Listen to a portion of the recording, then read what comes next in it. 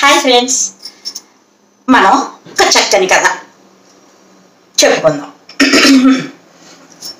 వంగదేశపు రాజు విజయవర్మ మంచి కవి. అందువల్ల ప్రతి ఏటా కవులను ఆదరించి సత్కరించే ప్రత్యేక కార్యక్రమాలు నిర్వహించబడేది రాజ్యంలో. వాటిని చూడటానికి తమని తాము నిరూపించుకోవడానికి చాలా మంది పోటీ పడి వచ్చేవారు. ప్రతి సంవత్సరంలాగే ఆ సంవత్సరం కూడా కవి సమ్మేళనానికి తండోపతండాలుగా ప్రజలు వచ్చారు. కార్యక్రమాలు చాలా బాగా నిర్వహించారు. అనేక మంది పోటీదారులని వడబోసి విద్యాభారతి అనే కవికి ప్రథమ బహుమతిని నిర్ణయించారు. ఆ మహాకవి వ్రాసిన సులక్షణ సంహిత అనే గ్రంథం అమూల్యమైనదిగా నిర్ణయించారు. ఆ మహాకవి విద్యాభారతిని అనేక విధాలుగా సత్కరించి బహుమతులు ఇచ్చారు. ఇంకా ఏమైనా కోరిక ఉంటే తీర్చగలను అని రాజు ప్రత్యేక అభిమానంతో కవిని కోరుకోమన్నాడు. విద్యాభారతి ఏమన్నాడంటే, ఇకపై నేను వేసే ప్రతి అడుగు బంగారం పైనే పడాలి, అనుగ్రహించండి అన్నాడు. అనేటప్పటికి ఆ కోరిక విని రాజు బిత్తరపోయాడు. కోశాగారంలో ధనమంతా వెచ్చించి బంగారాన్ని అంతా తీసి రోడ్లు వేయిద్దామన్నా ఉన్నది సరిపోదు. మరి అంత ఖరీదైన కోరిక ఆ కవి కోరుకున్నాడు.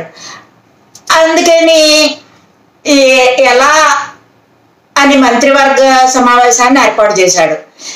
ఎల్లవేళలా బంగారం పైన నడవాలన్న కవి కోరిక ఎలా తీర్చేది అని వారిని అడిగాడు. సభ అంతా నిద్రపోయింది. ఒక్కసారి నిశ్శబ్దంగా మారిపోయింది.